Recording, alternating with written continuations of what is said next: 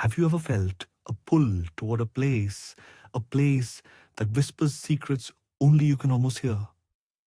I have. And it led me to a story, a chilling story, etched in the oldest part of our town cemetery.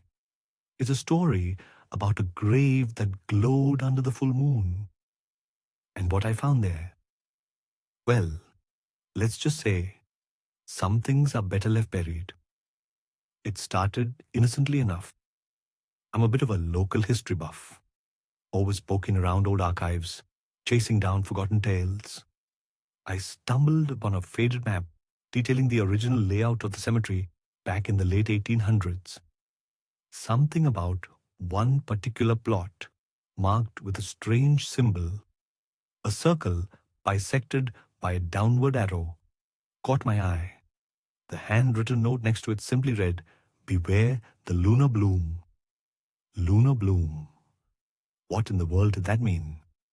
Curiosity, as it often does, got the best of me. So, on the next full moon, I found myself wandering through the graveyard, map in hand, flashlight beam dancing across the aged headstones.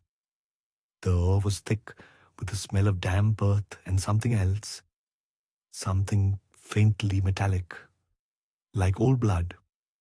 The shadows seemed to stretch and twist, playing tricks on my eyes.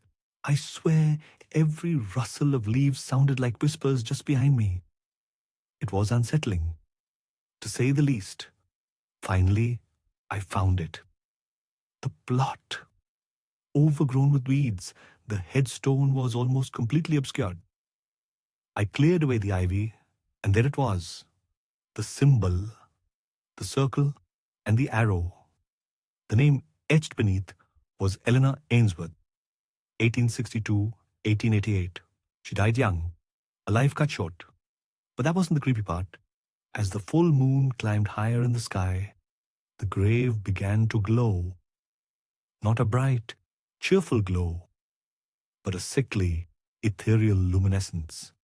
Like phosphorescent mold, it pulsed softly, casting an eerie light on the surrounding stones. The metallic smell intensified, making my stomach churn. I felt a cold dread creep into my bones. This was more than just an old legend. This was something unnatural. This was seriously messed up. I pulled out my camera, trying to document what I was seeing, but the lens fogged over instantly. My phone died, despite being fully charged just moments before. It was like something was actively trying to prevent me from recording this. That's when I heard it.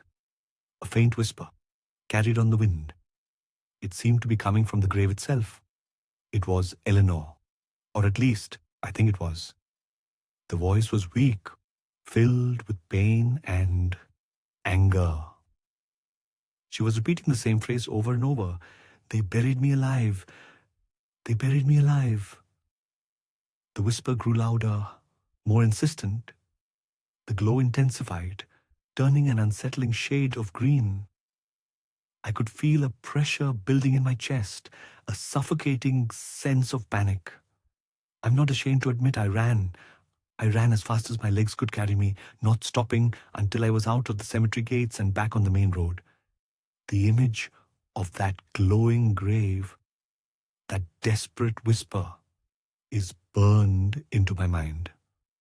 I didn't sleep for days. I did some more digging, trying to find out why Eleanor Ainsworth's grave would glow under the full moon.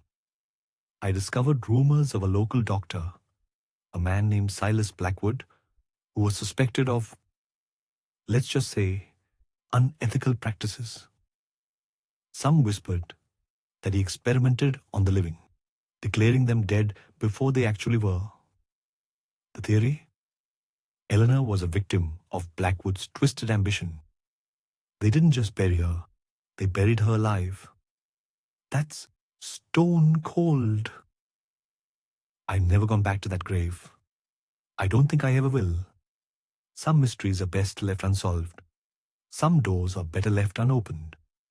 But I can't shake the feeling that Eleanor is still there, trapped beneath the earth, her spirit tethered to that plot, waiting for someone to hear her plea. So next time you find yourself under a full moon, remember Eleanor Ainsworth and listen closely. You might just hear a whisper on the wind.